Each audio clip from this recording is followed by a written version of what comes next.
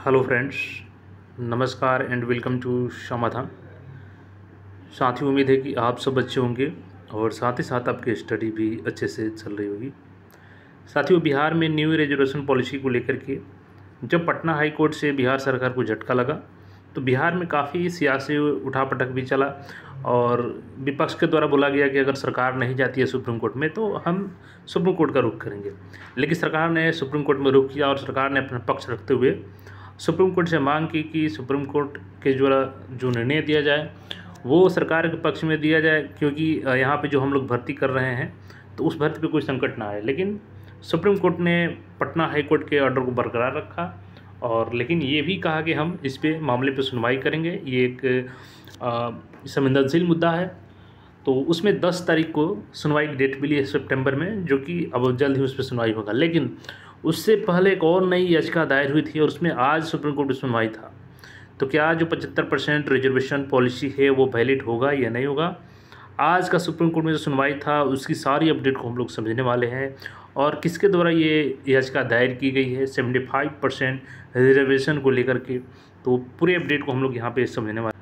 अब जैसे कि यहाँ पे देखेंगे तो ये the state of Bihar versus Gaurav Kumar में 29 जुलाई को सुनवाई हुई थी और इसके बाद इसमें जो नेक्स्ट हियरिंग की डेट तय की गई वो 10 सितंबर तय किया गया था। लेकिन आज है 2 सितंबर और आज एक नई याचिका को लेकर सुप्रीम कोर्ट में सुनवाई थी, तो पूरी अपडेट को यहाँ पे जानेंगे।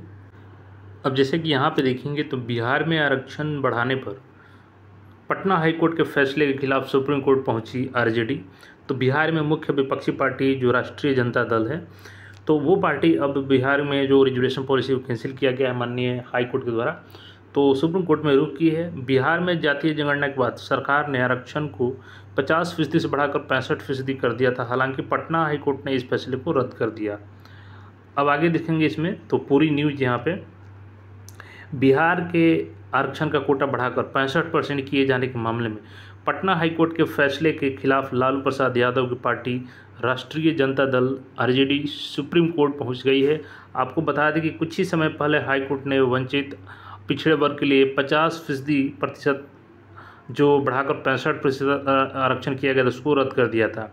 अब देखिए क्या है पूरा विवाद। तो दरअसल बिहार में जातीय जनगणना के बाद बिहार ने आरक्षण को बढ़ाकर 50 से 65% कर दिया था। इसे लेकर विधानसभा में जो विधेयक भी पारित किया गया था। हालांकि कुछ ही दिनों बाद पटना हाई कोर्ट ने इसको रद्द कर दिया और इसके बाद देखेंगे तो चूँकि 20 जून को रद्द हुआ था, बिहार सरकार ने हाई कोर्ट के फैसले को सुप्रीम कोर्ट में चुनौती दी थी और जैसे कि मैंने बताया कि उसका सुनवाई 10 सितंबर को है।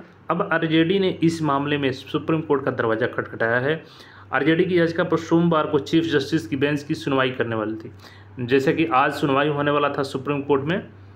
हालांकि सुप्रीम कोर्ट के मुख्य न्यायाधीश जस्टिस DY चंद्रचूड़ की बेंच आज नहीं बैठेगी, इसलिए आज आरजी कर मेडिकल कॉलेज आंदोलन मामले में आरोपी सायन लाहिरी की जमानत रद्द करने की मांग वाली याचिका और 65% आरक्षण मामले पर दाखिल राष्ट्रीय जनता दल की याचिका पर सुनवाई नहीं होगी।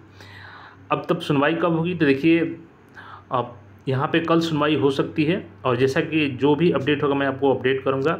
लेकिन ये तय है कि यहाँ पे 10 सितंबर से पहले भी कुछ यहाँ पे क्लू मिलने वाला है 75% रिजर्वेशन को लेकर के, क्योंकि ऑलरेडी एक मामला 10 सितंबर को हियरिंग होना है और वही मामला जब आरजेडी लेके गई है तो आज जो सुनवाई होना था, तो चूँकि DY चंद्रचूड़ जो CJI भारत के हैं, चीफ जस्टिस ऑफ इंडिया, उनके बेंच में सुनवाई होने वाली थी, लेकिन वो आज अनुपस्थित थे। इस वजह से आज सुनवाई को टल दिया गया। तो ज़्यादा चांस है कि कल सुनवाई हो सकता है, यानी 1-2 दिनों में जब भी सुनवाई होगी तो पूरे अपडेट को मैं आपके साथ साझा करूँगा और चांस बनेगी कि यहाँ पे जो भी है कुछ ना कुछ क्लू आपको मिल जाएगा कि 75% रिजर्वेशन रहने वाला है या उसको फिर कैंसिल करके पुराने रिजर्वेशन पॉलिसी को सुप्रीम कोर्ट भी लागू करेगी। बाकी इस पे आपका क्या सोचना है कमेंट करके ज़रूर बताएं और कोई क्वेरी हो कमेंट करके बताएं। हालांकि अब वैकेंसी आपकी नहीं रुकेगी, क्योंकि देखेंगे कि अभी सुनवाई 10 सितंबर को है और आज BPSC ने अपना लेटर भी जारी कर दिया है एग्ज़ाम डेट को लेकर के और उसमें क्लियर मेंशन है कि बहुत जल्द नोटिफिकेशन जारी कर दिया जाएगा। तो जो भी नई भर्तियाँ आने वाली है, चाहे वो सचिवालय सहायक की हो, ग्रुप D की हो, तो वो सभी भर्तियाँ अब आएंगी धीरे धीरे करके और आप सब अच्छे से तैयारी करेंगे तो आपके सिलेक्शन के चांसेस भी बढ़ेंगे। तो उम्मीद है कि आप लोग मैटर को समझ रहे होंगे और चैनल पर नए हैं तो चैनल को सब्सक्राइब कर लीजिए। फिर मिलेंगे नए अपडेट में। धन्यवाद।